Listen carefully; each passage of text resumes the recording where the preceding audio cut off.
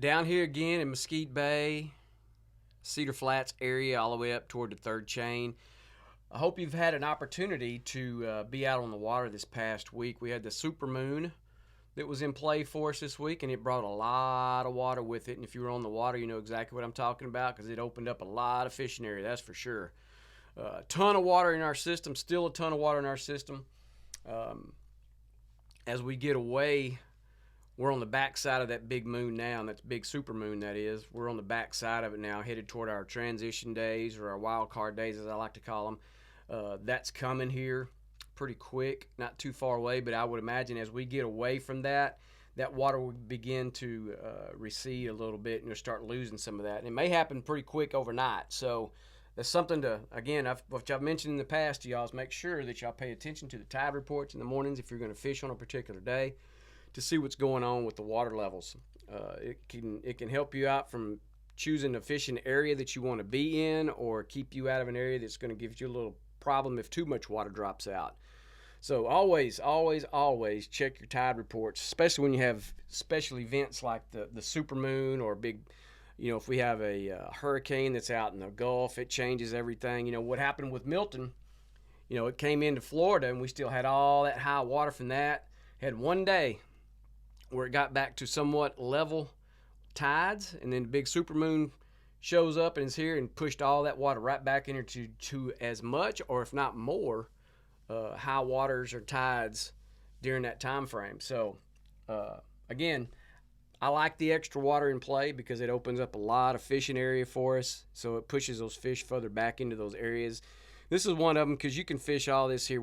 Most of the fish we found were pretty close to the banks, to the side grass lines and those types of areas. If you're in a back lake or if you're on a shoreline somewhere, that's what we primarily focused on, unless there was something that's telling us otherwise to pull away from the bank. But primarily, most of the fish that we had found were right up tight to the bank.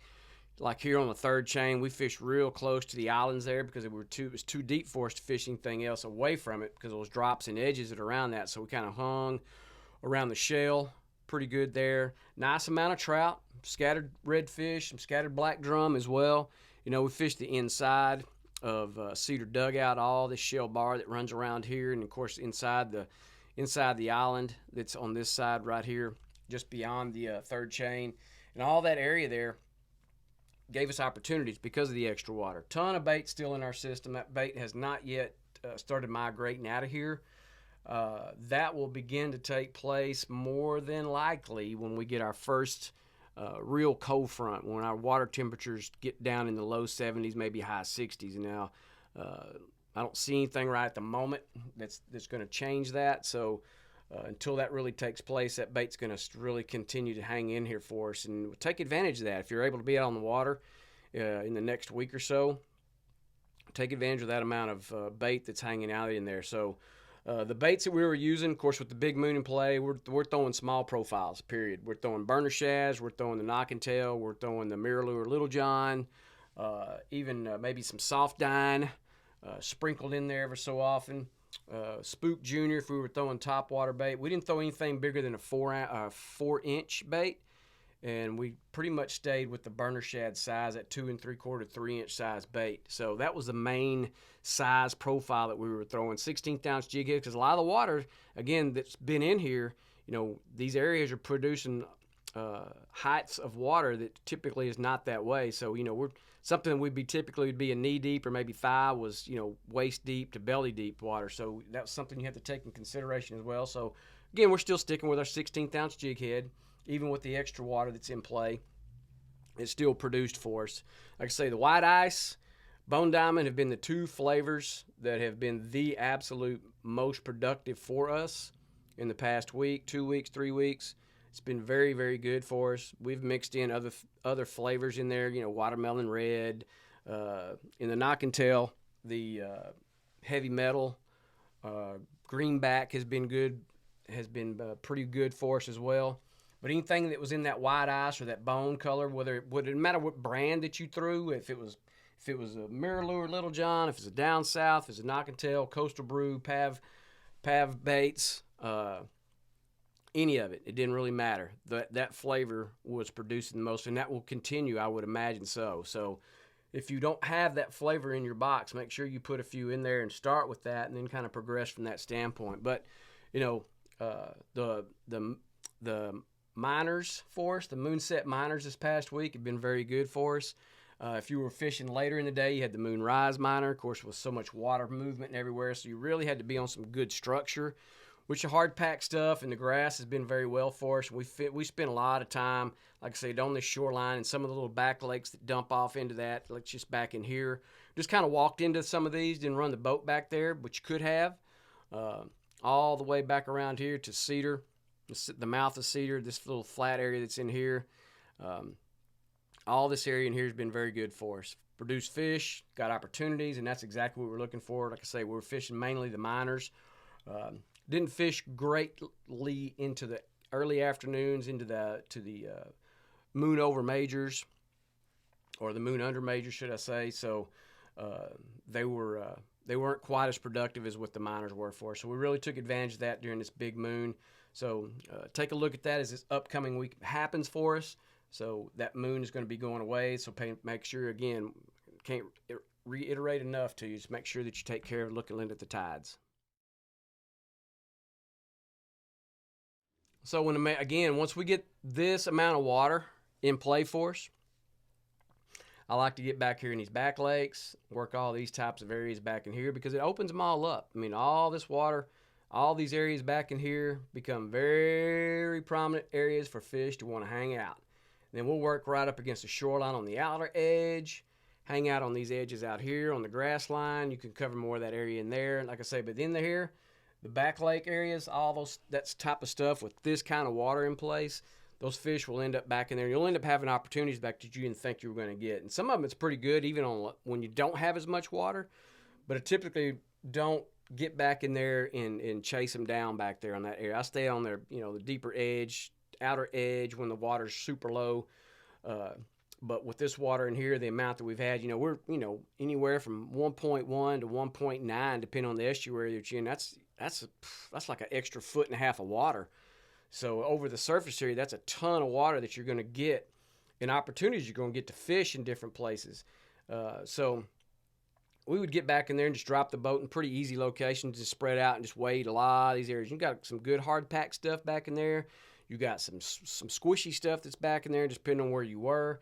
This area here, there's a lot of different kinds of structure and bottom in here. You got grass, you got edges, you got guts, you got pothole areas.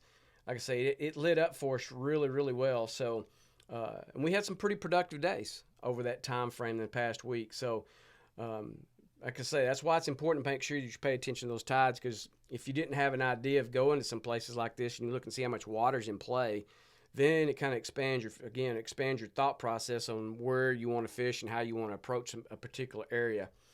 So that was kind of our plan when we knew all this was taking place. So these areas in here were our focus on any given day. We fished a lot of different areas, but this is one of them that we really want to kind of attack and get after once we do that. Again, same flavors, white ice, bone diamond, heavy metal, greenback, and the knock and tail. Mirror lure Little Johns, we were throwing watermelon red in that. Like I say, with the big moon in play, we didn't throw anything with a big profile at all. Didn't even try it, didn't want to mess with it. Just stuck with the burner shads, 3-inch baits, 4-inch baits, and that was it. Smaller profiles, and that was very productive for us. We were catching fish, good number of fish on that. And in that those flavors, if a particular flavor kind of started to slow down for us, we might change that, but it was still the same profile size. So again, wild card days are coming. We're getting away from that big moon, the super moon that was in play for us there for the last 10 days, 8 days, 10 days. So you're going to be on those transition days, wild card days, like I said, and then you may have to continue to be in that smaller profile. And then if you want to sprinkle in a bigger bait, then you can, just to see if that's going to be productive. But I would stick with the smaller profiles for now until we kind of see what happens with our water levels. Again, that's going to happen. That water level is going to drop. It's just a matter of what day it's going to start to happen. If it's going to be at one time, if it's going to be over several days. And that was the thing with Milton, with the hurricane. It happened over days. The water, you could see one day it was at one level, and the next day is a little bit less, next day a little bit less, and then it kind of leveled out to what our normal tides typically are this time of year until the big moon came into play. So make sure that you pay attention to that. Make sure you look at that. Again, the minors have been very good for us. Now things are going to be swapping, where you'll still have a moon set and a moon rise, but it's going to be a different time of the day frame for you. So make sure that you pay attention with that salunar table is. Plenty of bait in the system. Water temps have not dropped yet. They're still in the low 80s, 82, 83. So it's a little cool to begin with, but not bad. You can acclimate pretty quick unless you just want to go ahead and get into waders.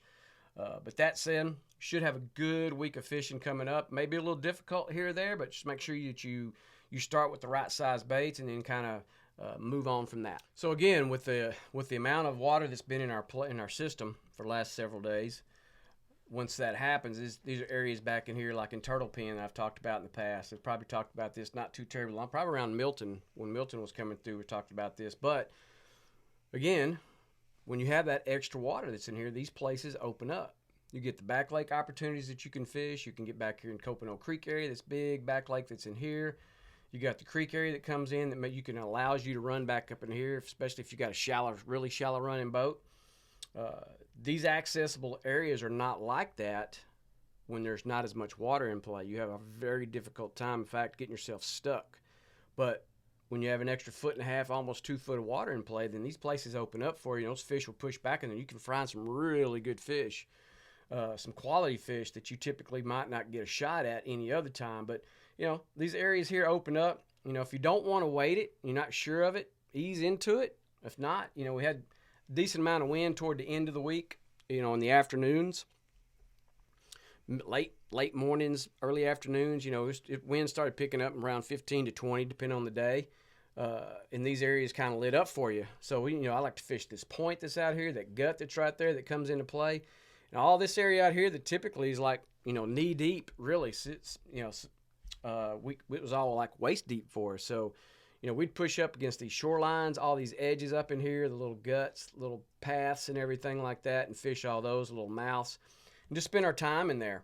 The areas back on this other side here, you got these little back lakes that are back into that dump off into that, and you could ease your boat back in there, put your trolling motor down, just kind of work around back in there.